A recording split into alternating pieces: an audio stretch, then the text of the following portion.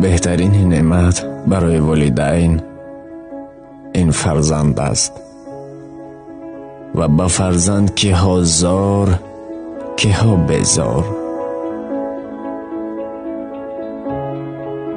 ای آنانی که فرزند ندارید، پس بشنوید.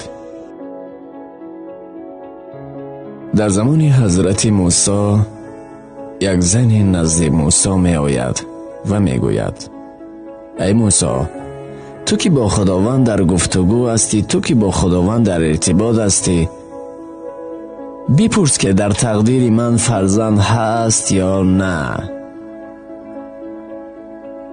هنگامی که حضرت موسی از این زن از خداوند پرسان می شود، خداوند می گوید که در تقدیرش فرزند نیست، برو بر آن زن بگوی. هنگامی که این زن دوباره بر می گردد، حضرت موسی می گوید که در تقدیرت فرزند نیست.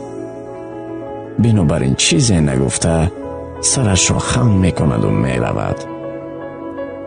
در بین قریب 5 سال می گذرد. روز حضرت موسی از کوچه گذر می شوند و می بینند ناگه در کنار آن زن 2 طفلک دوست رویک.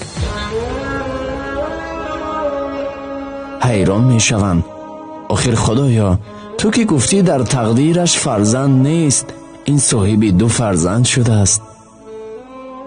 بعدا ندا می آید که آنچنان درم را بکوفت که آنچنان دعا کرد، آنچنان دستش را برداشت که من دست او را خالی بر نگرداندم.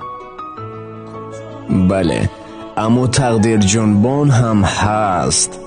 بنابراین در زندگی ناامید نشوید. ناامید شیطان است.